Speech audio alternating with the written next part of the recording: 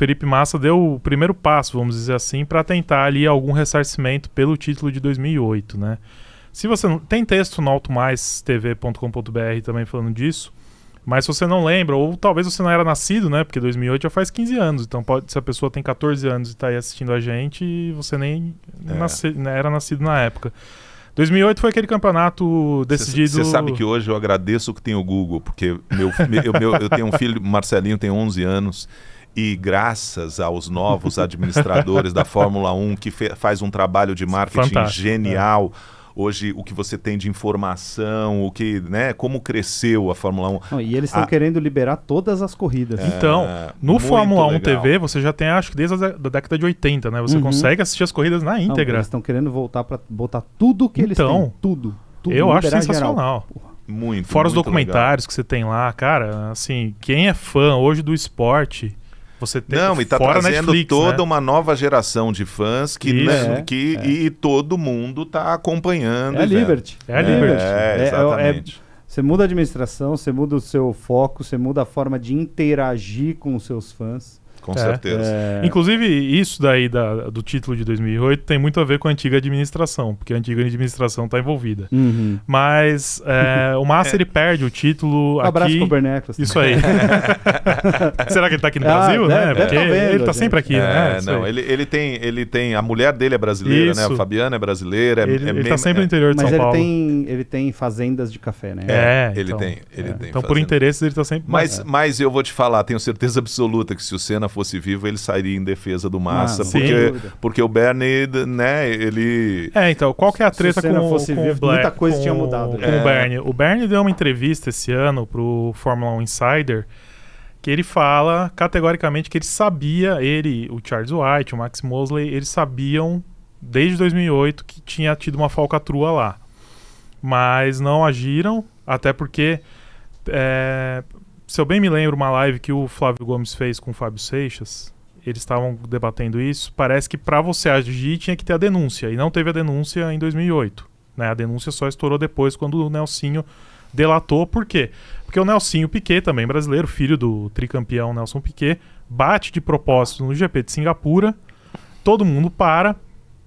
tudo isso para favorecer o Alonso, todo mundo para. O Alonso parou no box. Isso, o Alonso para antes. Foi orquestrado. O Alonso para no box...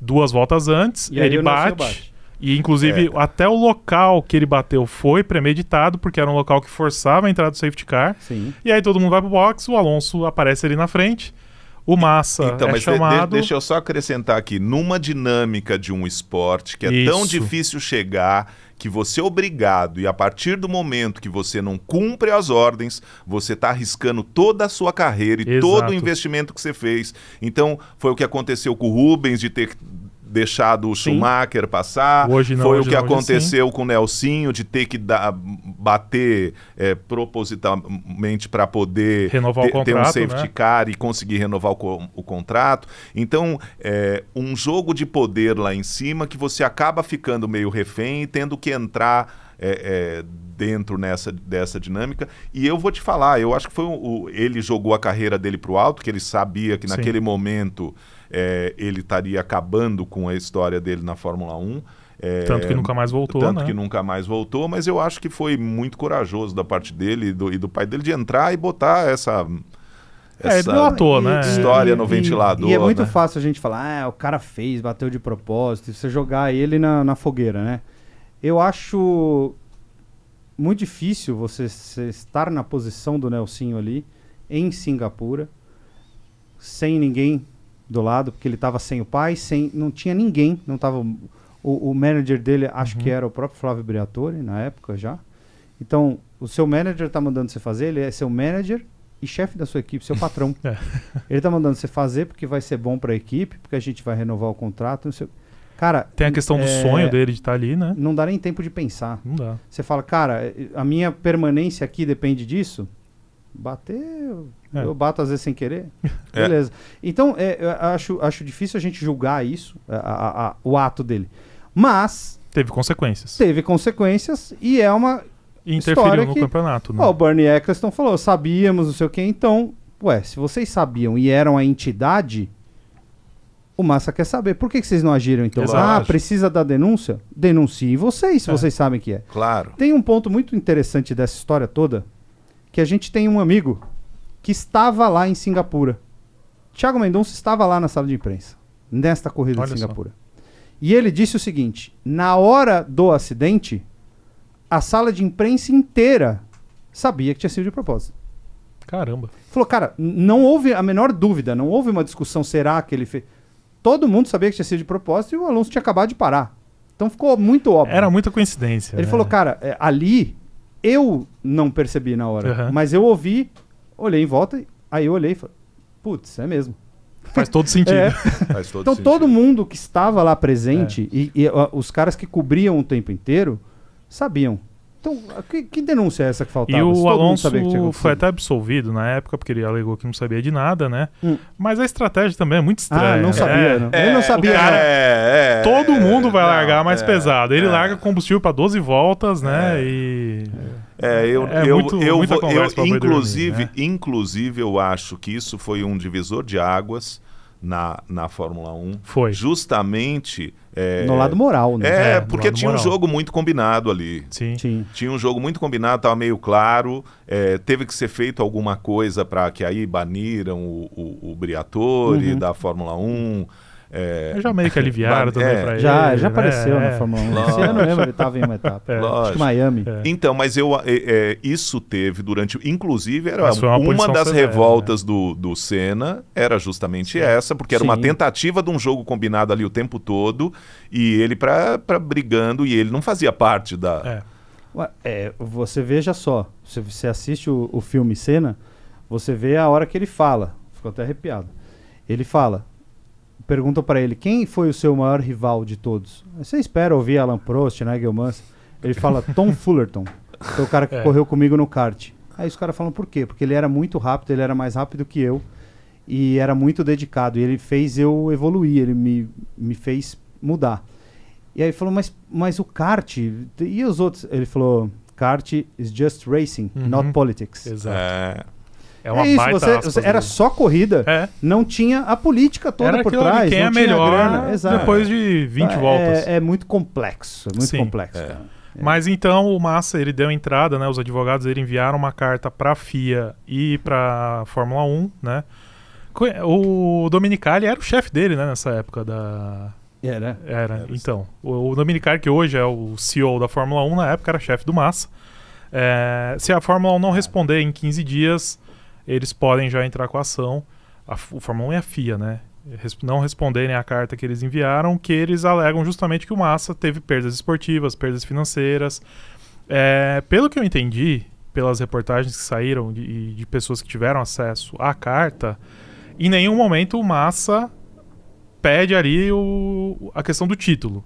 Ele quer o dinheiro. Ele quer o ressarcimento financeiro pelas perdas que ele teve. Porque eu acho que, analisando bem, é impossível você mudar o resultado. Você pediu depois que virou o ano, parece que acabou. Né? Mas, de qualquer forma, mas em qualquer corrida, se ele ganha o ressarcimento, é uma vitória moral, né? Mas eu vou falar como piloto, tá?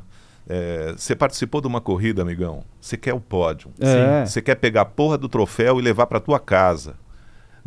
Já aconteceu comigo, por exemplo, que pódio para primeiro, segundo e terceiro. Eu tá em quarto, aí depois da corrida foram ver, o segundo tomou uma penalização e eu ganhei o terceiro lugar. Foda-se, eu quero a porra do meu troféu na hora no pódio. Eu quero aparecer na transmissão lá, o nego vendo que eu cheguei em terceiro lugar. Isso. Entendeu? Então isso não... eu vou falar, eu acho que ele tem todo o direito. Na verdade... a gente sabe que com a dinâmica que foi, tudo bem que a gente tem que ser justo, que esse título, a Ferrari também ajudou ele a perder. Sim. Ele errou muito ele também cometeu alguns erros que poderia ter feito, então, mas agora, em relação a perdas financeiras, realmente ele teve mesmo. Se ele tivesse sido campeão mundial, pô... o salário dele ia ser outro. Exatamente. Ia ter um outro status, né? Outros comerciais que ele ia poder fazer, enfim, né? Exatamente. E outra, ia ser o primeiro título desde o Senna em 91, né? Então você quebra isso daí também. O último título brasileiro, né, no caso. Então tem tudo isso.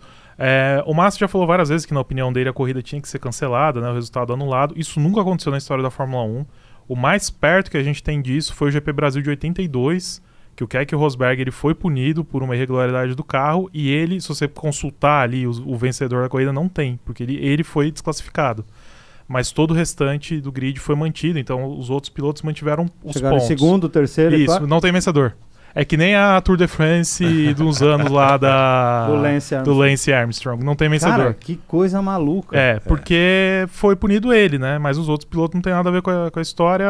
Foi a decisão da FIA, da Fórmula 1 na época, né? Eu tava discutindo esses dias com o Celso Miranda que tem uma coisa que podia mudar no automobilismo. Tem uma coisa que o automobilismo americano, de modo geral, podia ensinar muito pro resto do mundo. Sim. Cara, o resultado da corrida é o resultado da corrida. Acabou. Você quer punir alguém? Você quer punir alguém porque o cara fez alguma coisa? Não, semana que vem. Claro. Tira ponto do campeonato. Sei lá o que você vai fazer. Lógico.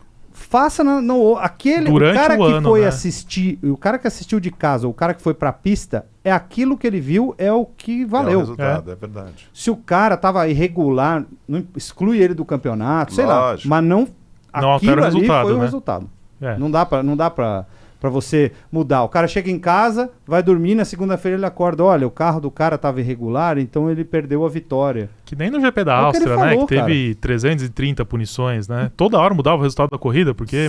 78 punições de track limits. Então, e aí mais da metade do grid foi punido, toda hora mudava a classificação, era, sei lá, 5 horas depois da corrida e ainda tava mudando. Outra coisa que o esporte americano o automobilismo americano pode ensinar pra eles é track limits não dá mais. Pelo amor de Deus. Deixa correr.